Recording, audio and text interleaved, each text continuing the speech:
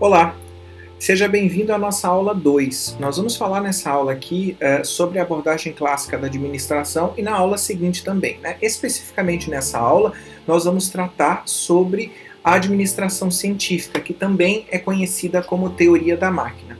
É importante que você perceba o contexto dessa teoria.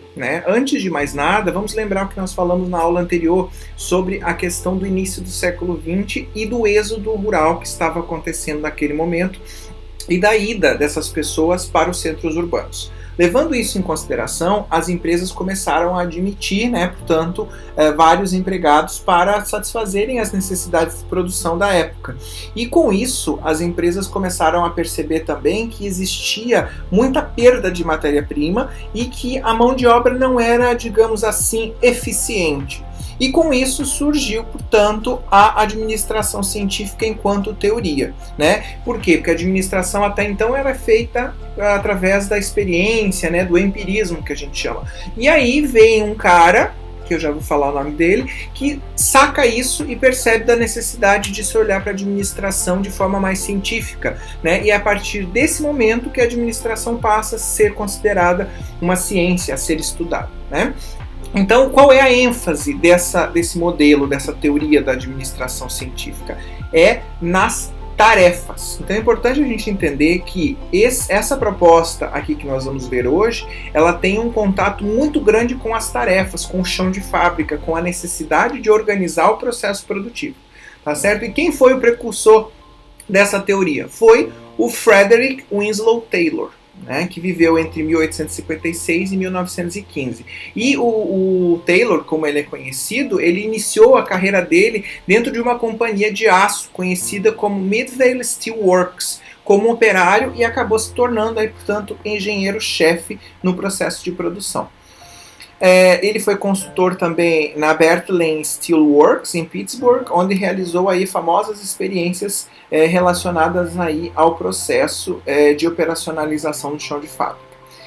Além disso, a máxima do Taylor era de que só havia uma best way, ou seja, uma melhor maneira de desempenhar uma determinada tarefa, pelo que cabe, portanto, aos gestores fazerem a supervisão do trabalho, recompensando ou punindo as pessoas de acordo com o seu desempenho. Tá? Essa teoria ela é conhecida como teoria da máquina exatamente pelo tratamento que é dado ao ser humano como se fosse um apêndice da máquina, que é uma das críticas que nós temos dentro dessa proposta teórica. Mas vamos lá.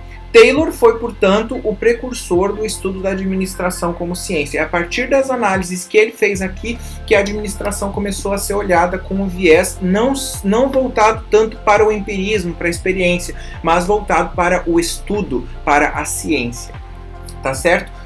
Aqui vocês podem ver, portanto, como que a Midvale Steel Works Company trabalhava em 1880. Vejam, claro, a gente está falando aqui das fábricas em seu processo de construção, então de forma ainda muito incipiente, muito, portanto, pequena comparada às grandes corporações que nós temos hoje. Mas aqui relata uma foto de como que os trabalhadores organizavam aí, portanto, o processo produtivo. Bem, quais são os fatores que acabaram fazendo com que surgisse a proposta do Taylor? O ritmo de trabalho, até então, ele era determinado pelo trabalhador. E isso estava sendo visto pelas empresas. Por quê? Porque existia muita cera, muita ociosidade no processo de produção. E, portanto, isso já se tornou um problema que foi visualizado pelo Taylor. Além disso, havia uma relação entre empregador e empregado conflitante, no sentido do quê? De que o empregador sempre queria pagar menos, o empregado sempre queria ganhar mais e trabalhar menos.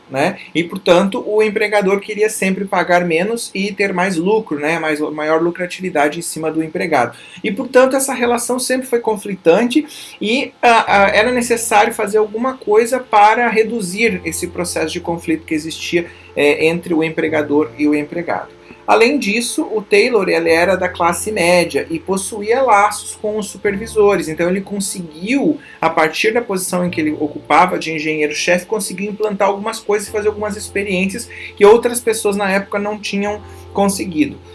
Além disso, ele tinha uma personalidade muito controladora e determinada. Quando ele queria alguma coisa, ele ia a fundo e tentava conseguir. Foi isso que aconteceu, né? Ele fez várias experiências, a gente vai ver aqui as experiências bem-sucedidas dele, principalmente aquilo que ele trouxe de contributo para a área da administração, e vamos perceber aí essas características do Taylor, né?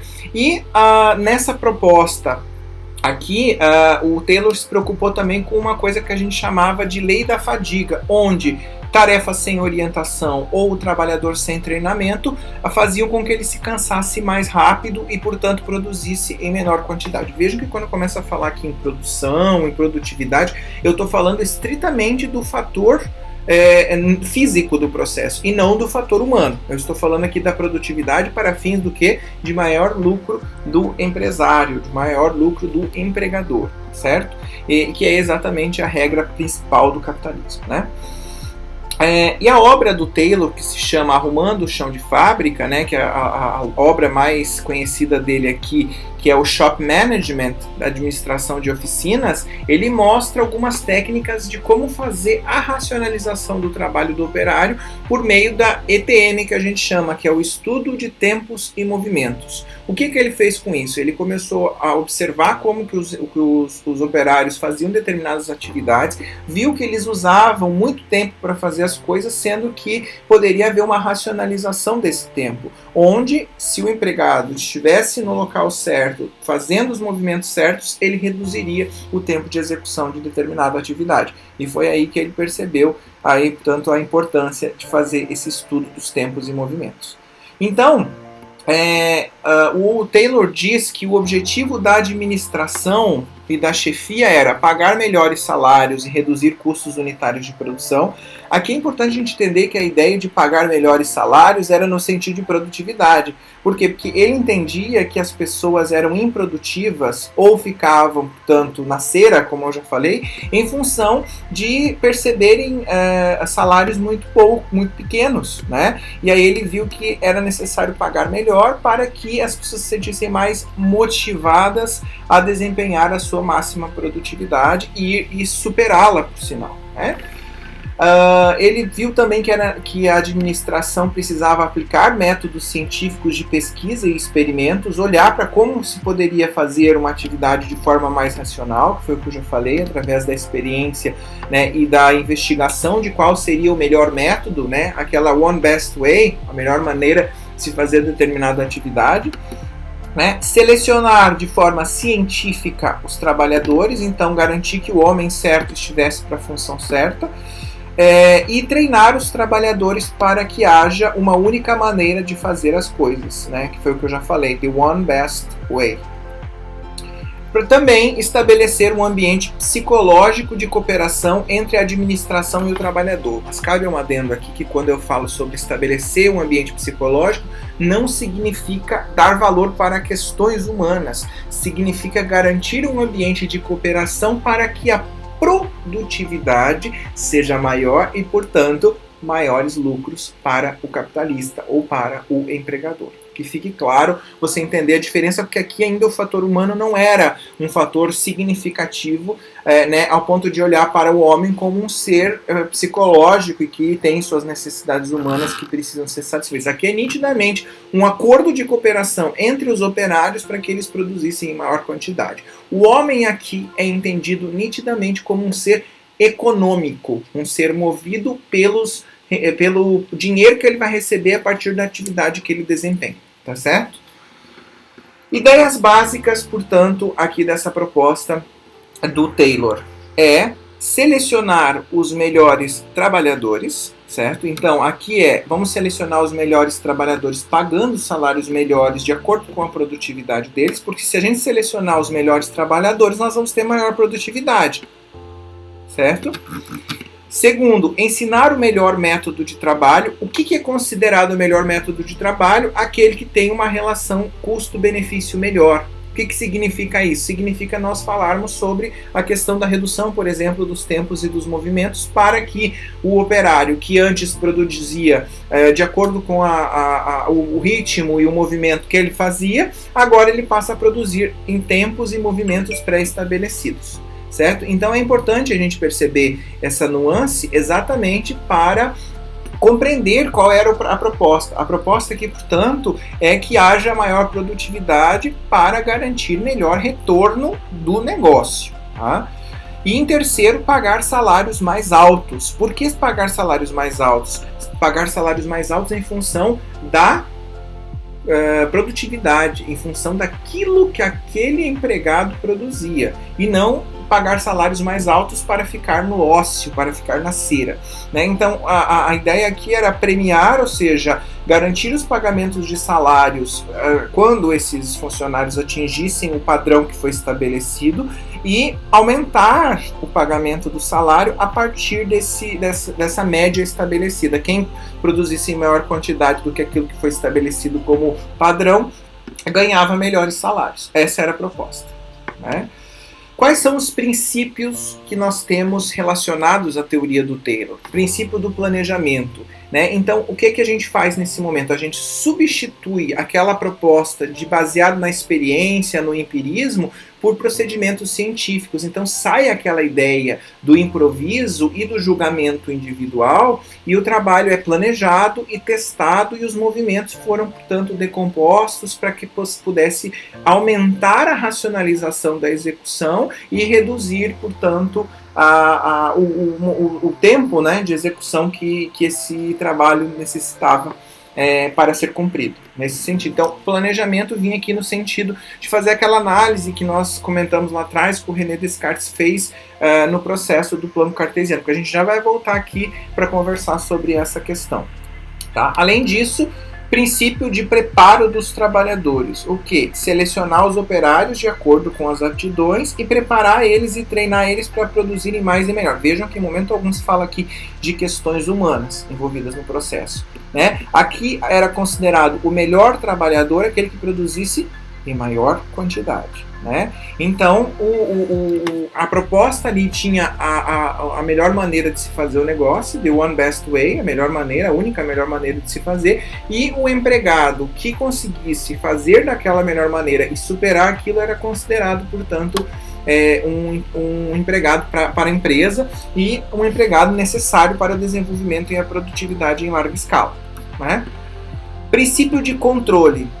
Também era importante controlar o desenvolvimento do trabalho para se certificar de que está sendo realizado de acordo com a metodologia estabelecida e dentro das metas que foram estabelecidas.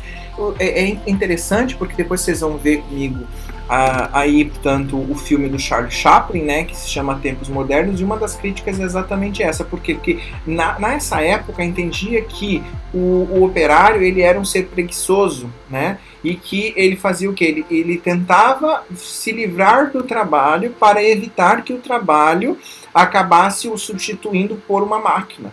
E aí essa ideia do empregado de que ele pudesse ser substituído por uma máquina ou que uma quantidade de trabalhadores poderiam fazer em menor quantitativo o trabalho que ele estava fazendo faz com que esse empregado não dê o seu maior potencial. E aí a ideia que o Taylor tinha aqui era que havia necessidade de controlar a execução desse trabalho, porque esse empregado nitidamente era um ser preguiçoso, indolente, que não tinha interesse em mostrar produtividade. Portanto, tanto é que ele criou depois o departamento de planejamento, de controle, portanto fez aí as divisões necessárias dentro da estrutura organizacional para garantir que as atividades fossem controladas. Além disso, o princípio da execução, distribuir as atribuições e responsabilidades para que o trabalho seja o mais disciplinado possível. Né? Então aqui vocês vão ver que a proposta de um empregado fazer desde o início até o final da tarefa, como a gente tinha, por exemplo, na produção artesanal, que a pessoa que fosse responsável por fazer um sapato era responsável por fazer o sapato todo, aqui há uma nítida divisão de tarefas, onde o empregado fica responsável só por uma pequena etapa desse processo. E de tanto ele fazer aquela tarefa, ele acaba se especializando nela, porque quando você faz nitidamente e de forma mecânica, muitas vezes um mesmo procedimento, você chega a um momento em que você consegue fazer aquele procedimento em muito menos tempo do que quando você estivesse iniciando o processo de fazer aquilo. Né? Então, é o que a gente chama da especialização do trabalho. cada um fica responsável por uma etapa do processo de forma contínua, que depois a gente vai ver isso mais ali à frente também, isso de forma muito mais nítida no filme do Charlie Chaplin que eu citei aqui para vocês, em Tempos Modernos, e esse empregado vai adquirir, portanto, uma especialização do trabalho. Ele não vai mais ser responsável por fazer todo o processo, mas sim uma pequena etapa do processo. Isso, de certa forma, também cria para a empresa um domínio sobre a mão de obra. Não sei se vocês estão entendendo onde eu quero chegar, no sentido de que, se eu não sei fazer o processo todo, eu não vou ter condições, por exemplo, de sair da empresa e fazer, digamos que eu só sei fazer a colagem da sola do sapato, eu vou ter condições de fazer o sapato todo? Não sei se o meu raciocínio ficou claro. Então, pensem nisso. Se há uma especialização do trabalho onde ele não conhece as etapas que vêm antes e as etapas que vêm depois, significa que a mão de obra vai servir enquanto ele for responsável somente por aquela etapa, né? E aí, portanto, as empresas criam um domínio sobre a mão de obra, fazendo com que o empregado não conheça todo o procedimento de produção, e sim só uma etapa muito específica dela. Tá certo?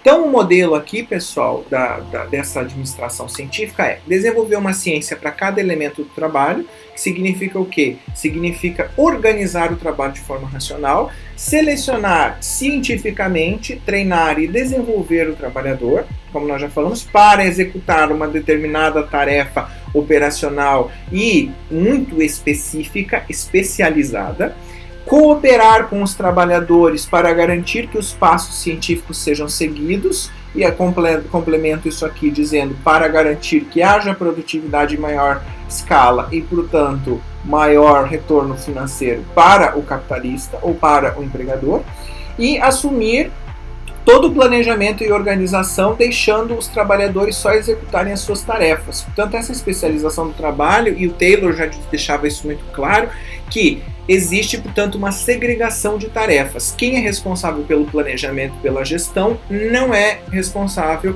pela parte operacional. Então, o operário, que era responsável pela parte produtiva, ele não detinha funções de responsabilidade de gestão. Então, aqui havia, portanto, uma segregação entre quem executa e quem manda, né? Isso fica muito nítido quando vocês assistem, por exemplo, o filme do Charlie Chaplin. Eu sempre vou citando aqui, tá, gente, algumas coisas que vocês vão pescar quando vocês estiverem assistindo o filme. Ele mostra lá nitidamente o presidente lendo o jornal, né, o filme, portanto, vendo lá pelas câmeras como que era o procedimento de fabricação, né, os operários trabalhando, e aí no início do filme o presidente já diz para aumentar a velocidade, porque ele acreditava que os operadores, né, os operários estavam, portanto, fazendo produção em uma quantidade ainda de um ritmo muito baixo. Ele queria aumentar a produtividade para aumentar os lucros. Então, enquanto ele mandava, os operários simplesmente obedeciam. E isso vai ficar mais nítido ainda quando vocês forem perpassando pelo filme e verem outras etapas, outras críticas que foram feitas ali dentro. Como eu já falei, a ideia do Taylor é muito cartesiana, né, no sentido do quê? De olhar para o que o René Descartes falava como aplicação lá dos princípios do trabalho manual, que é o quê? Verificar quais são os problemas existentes dentro do processo, né, que nós já falamos lá que era um processo de produção que era muito custoso, que tinha matérias-primas que eram desperdiçadas, que a mão de obra ficava fadigada muito rápido, que a mão de obra, portanto, não dava o seu potencial máximo de produtividade. Então, o que a gente faz no princípio do método cartesiano? Verifica as evidências reais acerca de algum problema, de algum fenômeno, né, ou o que está acontecendo. Aí o que nós fazemos? Nós decompomos isso, né, em vários pequenos elementos, que foi o que ele fez. Ele falou assim, olha, nós temos um problema no processo de produção, que as pessoas estão se fadigando muito rápido porque estão fazendo movimentos e usando o tempo muito demasiado para fazer uma determinada tarefa. Então o que nós vamos fazer? Vamos analisar isso a fundo, decompondo essas unidades de produção para verificar como que a gente pode reunir isso depois de novo e tentar achar uma one best way, uma melhor maneira de se fazer aquele procedimento produtivo. E foi isso que ele fez. Portanto, analisou de forma decomposta esse processo produtivo para ver o que estava trazendo de falha ali o que poderia reduzir o tempo e aumentar a produtividade. E, portanto, depois o que ele fez? Depois que ele já viu, tirou as etapas ou as partes que estavam ociosas ali ao meio, ele agrupou novamente as unidades em um todo, de novo, para quê? Para dizer, olha, o processo produtivo, a melhor maneira é essa para se fazer. Né? Ou seja, fez o processo de sintetização. E depois enumerou onde ele estabeleceu quais eram os passos, quais eram, portanto, o ritmo de movimentos e de tempos que esse empregado, que esse operário precisava desenvolver para, portanto, aumentar a produtividade. Então, nitidamente, aquilo que nós falamos na aula passada do método cartesiano se faz presente aqui na estrutura da teoria aqui do Taylor, certo? Então, a obra dele teve dois momentos, né? Num primeiro momento, nós já falamos sobre esse processo todo de contratação de trabalhadores, da questão de treinamento, de pagar melhores salários, né? E aí, o segundo período do Taylor teve aí, portanto, aquele Shop Management, que foi aquele livro que eu mostrei para vocês aí, né? Da questão da gestão do chão de fábrica, e aqui ele acaba publicando um outro livro que se chama Princípios de Administração Científica, onde ele conclui que a racionalização do trabalho operário deveria ser acompanhada também de uma estruturação geral da empresa que tornasse coerente a aplicação desses princípios. Aí ele começa a dar bases para a teoria que vem na sequência, que é a teoria do Fayol, que fala sobre a questão das estruturas organizacionais, tá certo? Para Taylor, então, as indústrias da época padeciam de três problemas principais, três males. Primeiro, a vadiagem sistemática dos operários, que eu já falei que eles acreditavam que os operários não gostavam de trabalhar, né? Então, aqui o que se passava a ideia para os operários, né? Que o maior rendimento do homem e da máquina provocaria maior desemprego, porque a quantidade de homens que faziam determinada tarefa que era necessário, né, nesse caso, para fazer determinada tarefa, poderia ser menor em função da maior produtividade. Né? Um engano aí que eles entendiam e, portanto, faziam com que esses operários tivessem um rendimento menor do que o rendimento que poderiam ter enquanto produtividade. O sistema defeituoso da administração que forçava os operários à ociosidade no trabalho a fim de proteger seus interesses. Foi o que nós falamos. Né? Os operários queriam o quê? Permanecer no trabalho, portanto não davam seu maior potencial para evitar serem descartados. E também para toda aquela questão do interesse do empregador ser conflitante com o interesse do empregado, né, no sentido do empregador querer fazer as coisas com menos custo e ter maior lucratividade, enquanto que o empregado ele quer maior rendimento, ou seja, maior salário com menor tempo de trabalho. Né? Portanto, isso sempre foi conflitante e isso fez também com que a proposta do Taylor fosse muito nesse sentido de entender o operário como vadio mesmo e como aquela pessoa que não gosta de trabalhar e que ele tem que estar toda hora sob supervisão funcional, porque senão ele não faz aquilo que foi estabelecido. Né? Então, os métodos também empíricos ineficientes utilizados nas empresas, com os quais o operário desperdiça grande parte do seu esforço e tempo. Que é o que nós falamos da questão do estudo de tempos e movimentos que ele fez e concluiu que realmente os empregados acabam usando muito tempo de forma dispendiosa, né, e desperdiçada, sendo que se for estabelecido um procedimento padrão de como que as atividades devem ser executadas, haverá, portanto, uma maior otimização do processo produtivo e uma maior eficiência produtiva.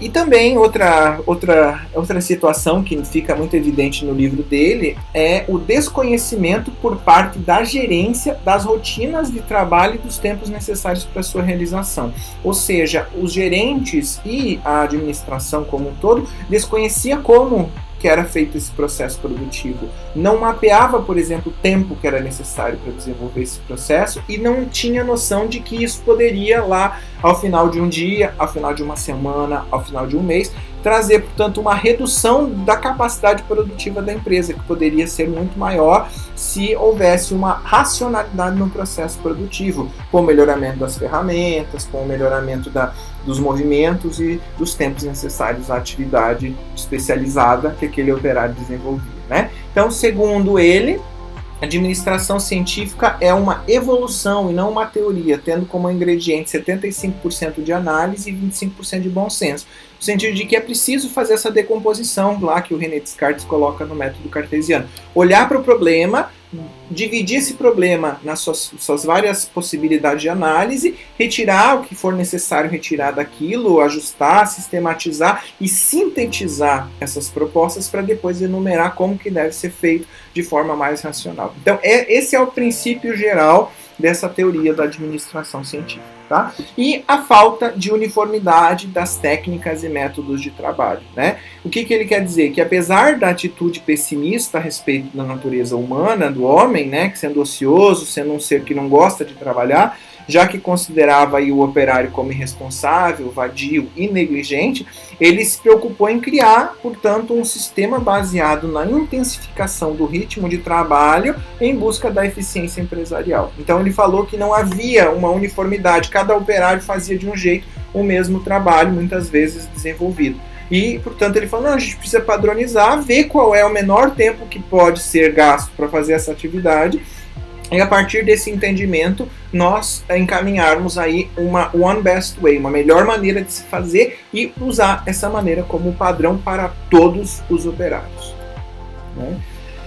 Então, para o Taylor, pessoal, a improvisação ela deve ceder lugar ao planejamento e o empirismo, que é baseado na experiência, à ciência administrativa. Ou seja, a gente precisa usar a razão para tomar decisões. Usar a razão no sentido de analisar, sintetizar, enumerar, como tudo nós já falamos lá previamente acerca do método cartesiano. Né?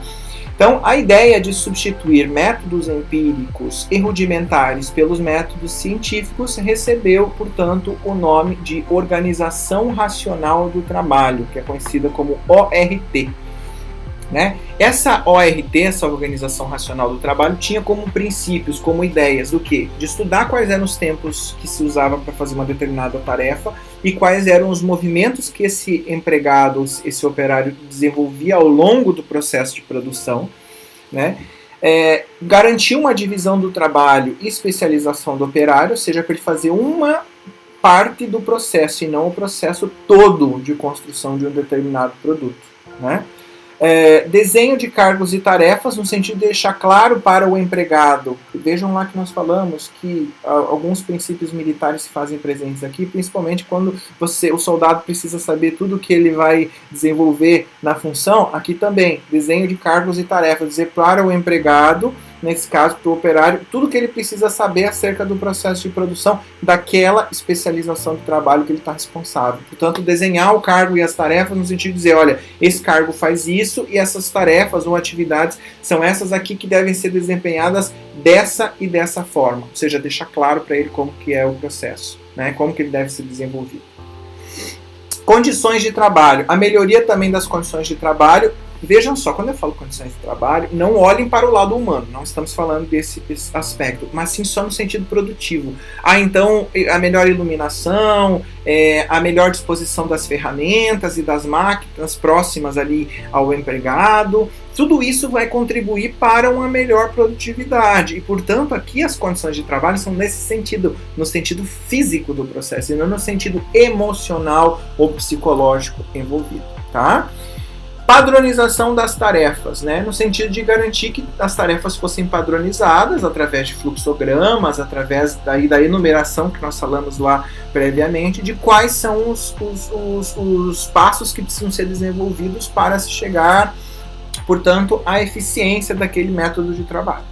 Né? Supervisão funcional, outra coisa, que é o que? Garantir que haja supervisão em função daquela cera que eu falei, daquele ócio, né, do empregado não gostar de trabalhar, de ser negligente e tudo mais, havia essa supervisão funcional, no sentido de que cada função que fosse desenvolvida teria alguém que supervisionasse aquela determinada função. Então aqui, ao invés daquela ideia de unidade de comando que a gente tinha, claro que um operário respondendo para um determinado supervisor, mas no sentido funcional da palavra, no sentido de cada uma das funções ou tarefas. Digamos que nós tivéssemos um operário que ele fosse responsável por 2 processos produtivos, de corte e de costura. Então, de corte ele responderia para um supervisor e de costura ele responderia para outro, né, conforme a função. Então, a supervisão é funcional.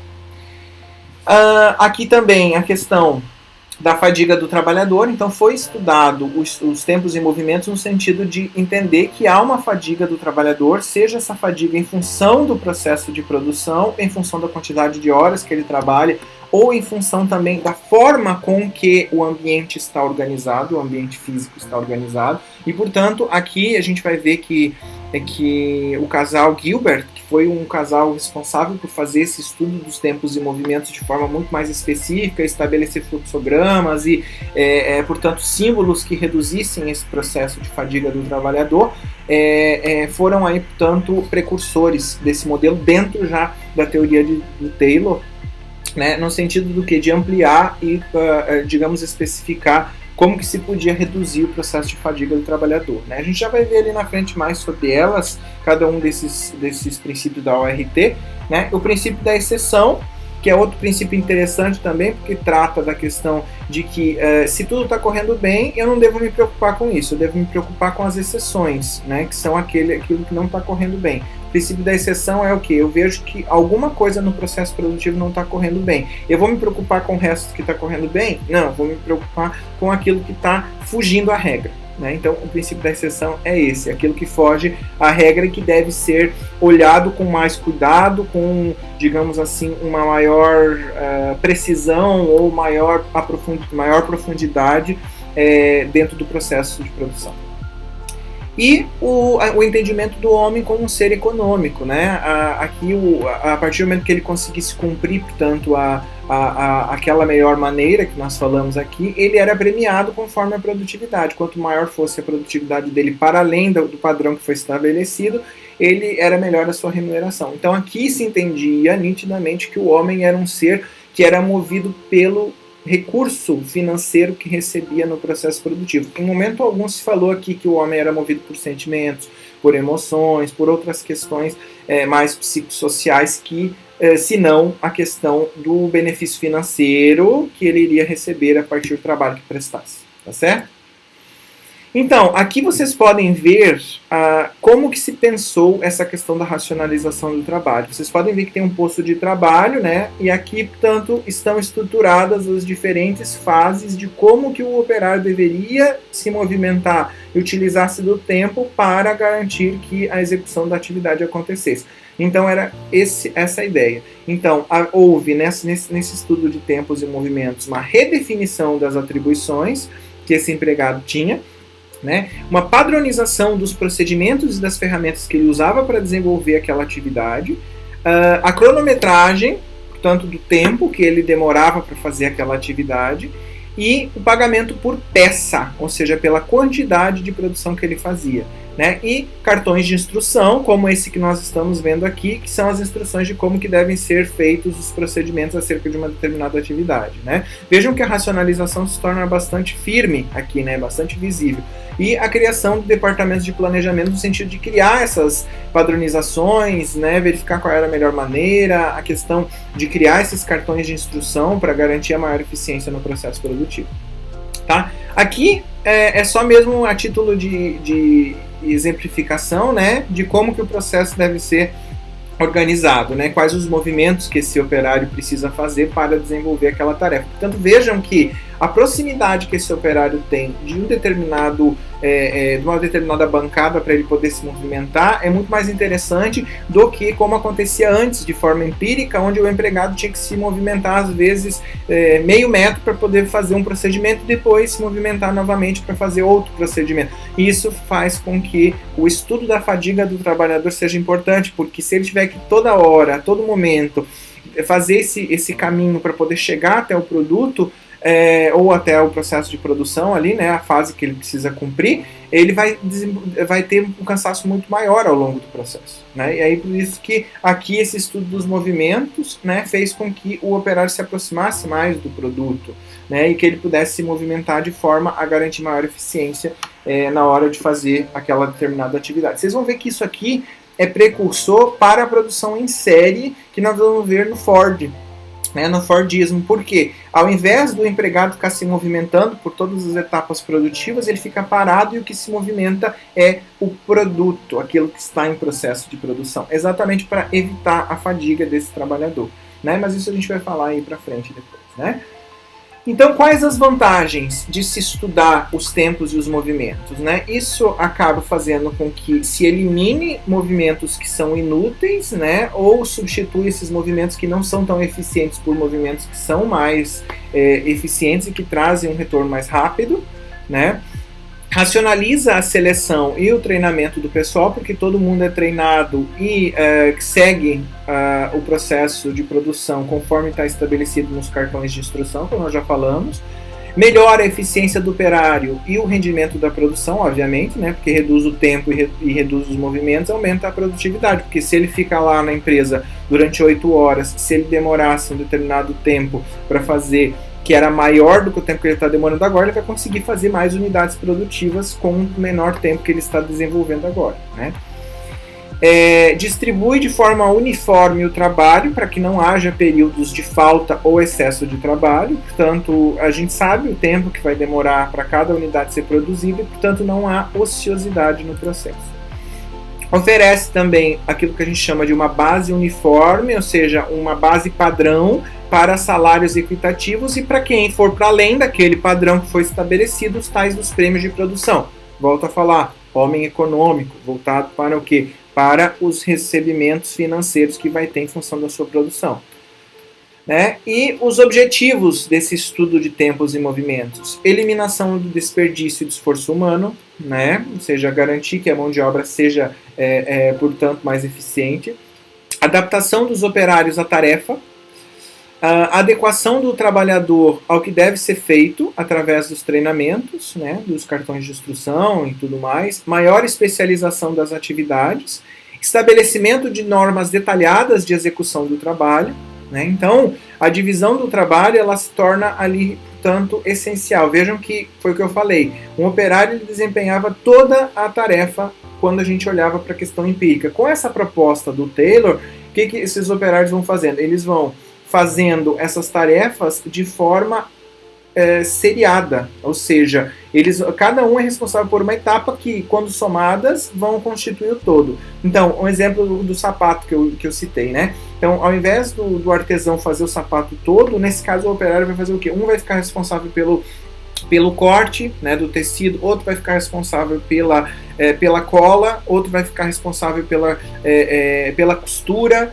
né? E, portanto, cada um vai ser responsável por uma etapa que, chegando ao final, vai constituir o sapato como um todo. É isso que eu quero dizer, né? Então, nós tivemos aqui digamos assim, uma evolução do processo de distribuição do trabalho que passou de um operário fazendo tudo, né, para vários operários fazendo em paralelo atividades que são iguais, para depois um processo em série que eu falei que cada operário vai ser responsável por uma etapa do processo de produção. Tá? Que somadas chegarão à etapa do todo. Né?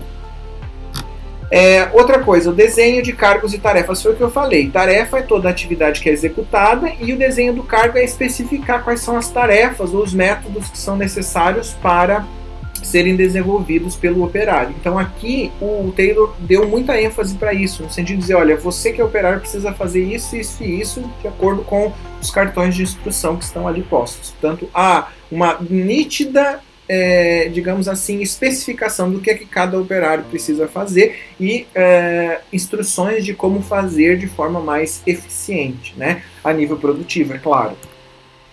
Vantagens: admissão de empregados com qualificações mínimas e salários menores, reduzindo os custos de produção, obviamente, né? Que se eu contrato um operário, eu treino ele, instruo ele da forma que é para fazer, eu não preciso ter um operário especializado, porque ele vai ser treinado e capacitado por mim. Portanto, o salário que eu pago para ele é menor do que já contratar um operário com muitos anos de experiência que já sabe fazer todo esse procedimento. Então, as empresas acabaram barateando os custos em função de contratar pessoas sem experiências, né, com qualificações mínimas para o trabalho, que prestava todo o treinamento necessário para o desempenho dessas tarefas.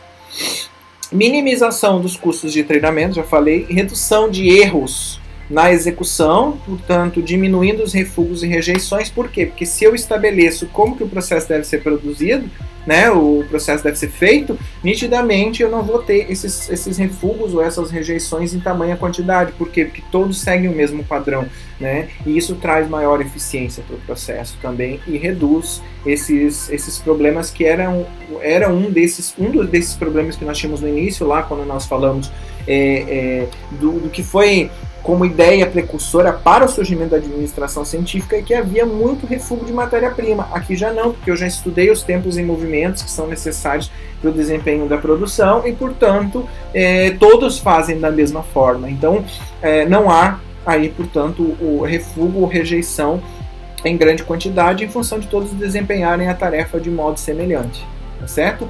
Facilidade de supervisão, porque você só vai olhar para a exceção, para quem não está fazendo de acordo com o que foi estabelecido. Todos os que estiverem fazendo de acordo com o que foi estabelecido não precisam de uma supervisão mais específica, né? Você só dá aquela observada de modo geral. E aumento da eficiência do trabalhador, obviamente, porque aumenta também aí a produtividade e diminui os tempos e os movimentos voltados à tarefa, né?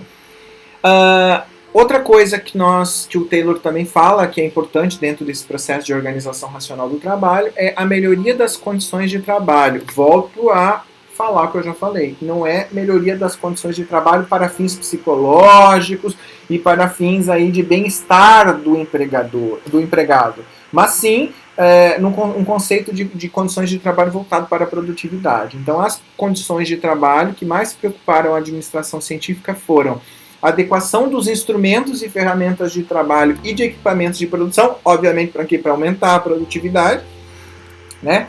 E arranjo físico de máquinas e equipamentos para racionalizar o processo de produção. Então, como que as máquinas devem ser colocadas, os equipamentos para aumentar a produtividade. Melhoria do ambiente físico de trabalho, veja que é o ambiente físico, a iluminação está boa, precisa melhorar, precisa reduzir, né? Então é nesse sentido. E projeto de instrumentos e equipamentos especiais. A teoria ela fala muito também da questão de criar equipamentos que pudessem ser tipo 2 em 1, por exemplo, uma ferramenta que pudesse servir para 2 finalidades ao mesmo tempo. Então, um rearranjo para garantir que houvesse maior eficiência mesmo na utilização desses equipamentos e dessas máquinas, tá certo?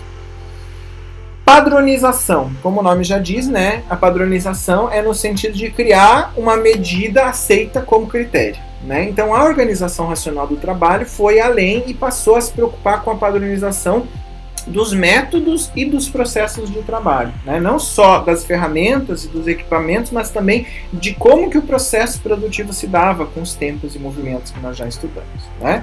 Mas padronizar o que, pessoal?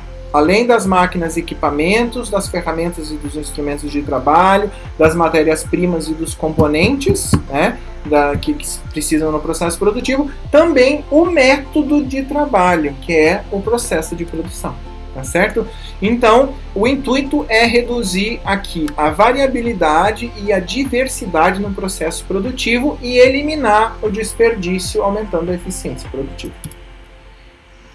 Supervisão funcional, já falamos sobre isso lá, né? Administração direta tem relação com o pensamento de que o trabalhador precisa ser monitorado para evitar a ociosidade, ou a cera, como eu já falei. Então, a administração funcional consiste em dividir o trabalho de maneira que cada homem tenha que executar a menor variedade de funções e, portanto, esteja sob supervisão de alguém, ou seja, que haja essa supervisão direta sobre a função, em função dessa cera ou dessa ociosidade do empregado. Vocês vão ver isso também no filme do Charlie Chaplin, quando ele está lá no banheiro fumando um cigarro e de repente o cara aparece lá, o presidente, e faz um gesto para ele no sentido dele voltar para o processo produtivo, ou seja, o nítido entendimento de que há ociosidade ou cera no processo de produção e que ele deve voltar para o processo produtivo para garantir aí maior lucratividade para o empregador, para o capitalista,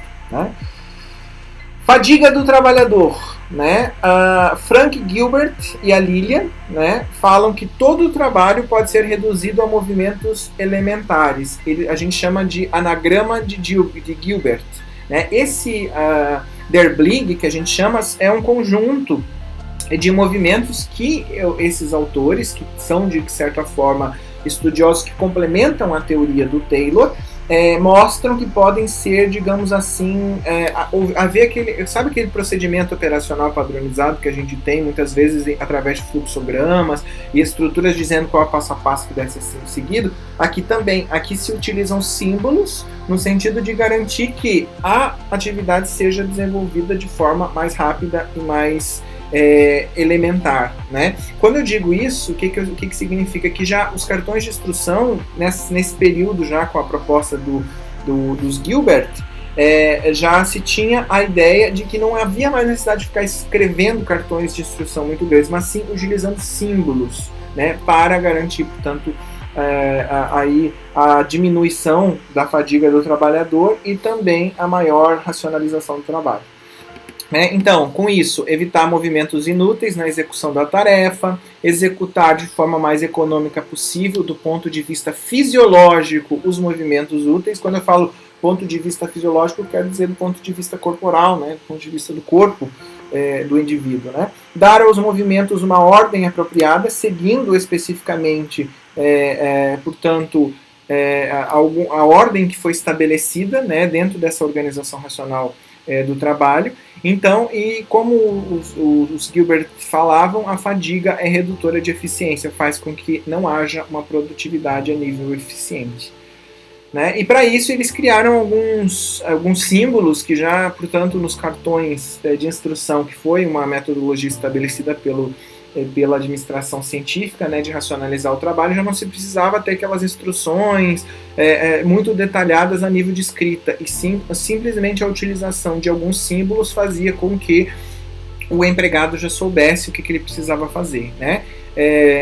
E, portanto, essa ideia da fadiga do trabalhador dentro da teoria de dos Gilbert, né, propôs aí os princípios de economia de movimentos em 3 grupos, né, relativos ao uso do corpo humano, né, ou seja, da questão fisiológica do corpo, relativos ao arranjo material do local de trabalho e relativos ao desempenho das ferramentas do equipamento. Então são 3 abordagens, tanto do uso da fadiga do trabalhador, a questão dos materiais e também as ferramentas e equipamentos necessários para reduzir essa fadiga.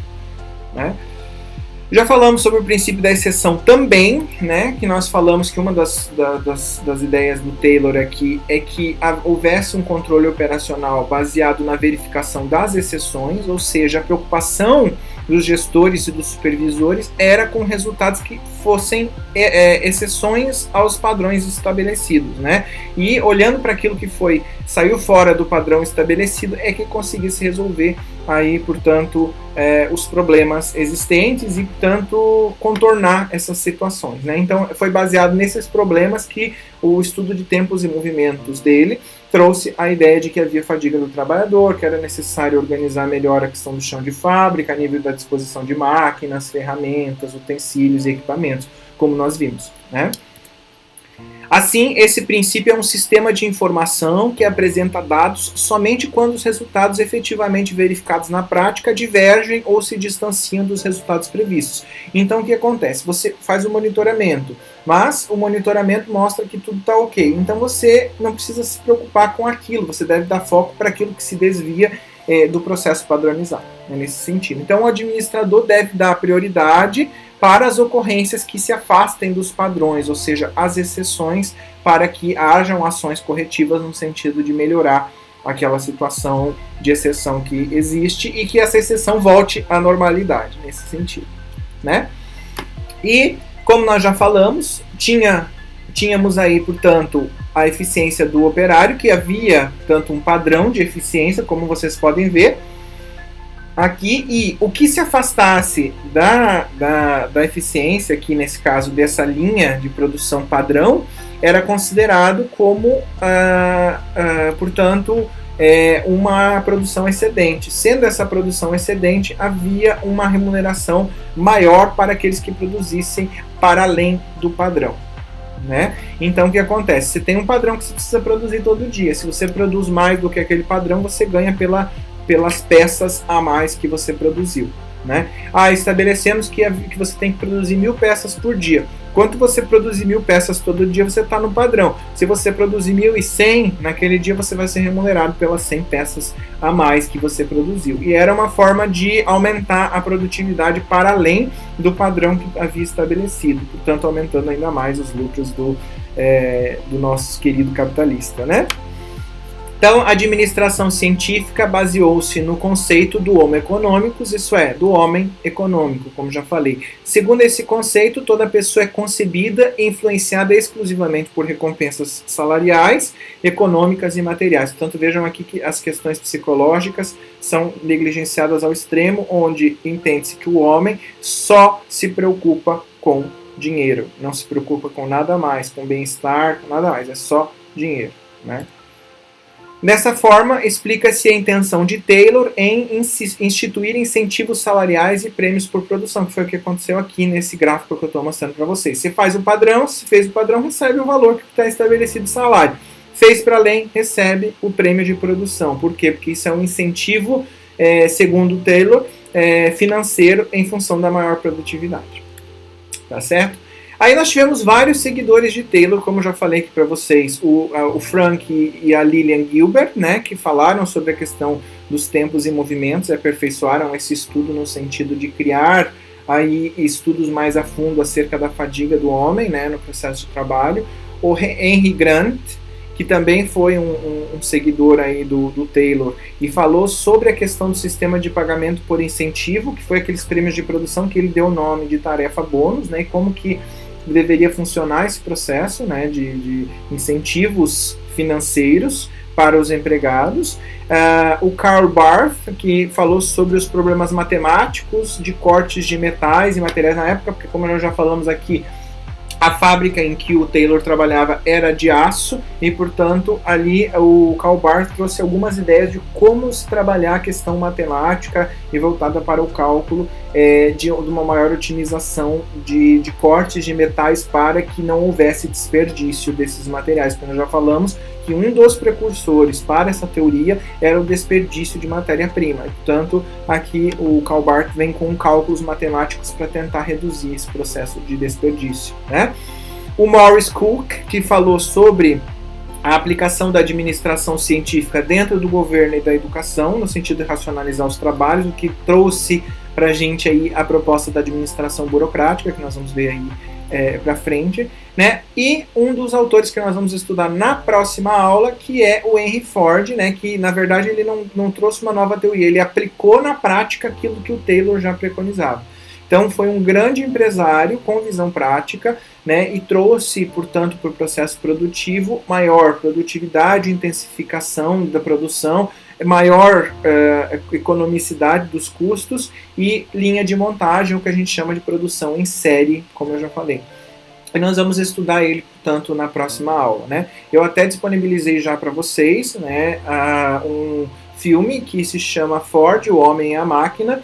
Esse filme trata sobre a vida do Ford e também mostra como foi o desenvolvimento de toda essa concepção do modelo T, né, que nós vamos falar um pouco sobre ele na próxima aula. Mas já é interessante aqui ficar entendido a importância do Henry Ford, né, que tem até uma vertente que se chama Fordismo, que é o estudo da forma com que o Ford aplicou, portanto, as teorias da administração científica e teoria clássica para fins aí, de otimizar o processo produtivo dele na fábrica, né? Tanto é que a Ford ainda é, hoje em dia, uma das grandes produtoras aí de carros, né?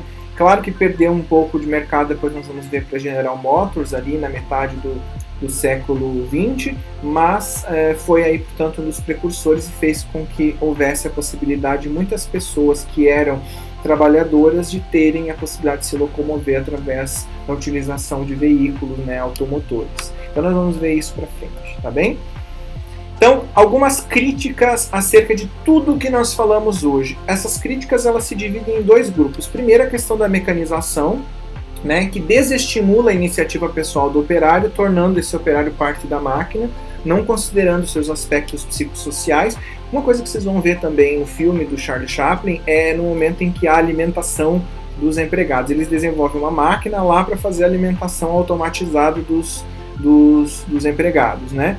É interessante a gente observar a crítica que existe por detrás daquilo, porque para você ver como o empregado não é considerado um homem, ele é considerado uma máquina, um apêndice à máquina. Tanto é que eles queriam reduzir o tempo em que os empregados ficavam almoçando, fazendo seu lanche, para que eles voltassem para a produção e continuassem produzindo em larga escala. Então, isso é uma crítica nítida à mecanização, no sentido de transformar o homem como algo ligado à máquina, um apêndice da máquina, uma parte da máquina, né? E não olhar para os aspectos humanos, né? Tanto é que depois surgem as escolas de relações humanas, a teoria comportamental, que vão trabalhar esses aspectos mais humanos dentro das organizações, porque a administração científica e a teoria clássica não trabalham esses aspectos, né?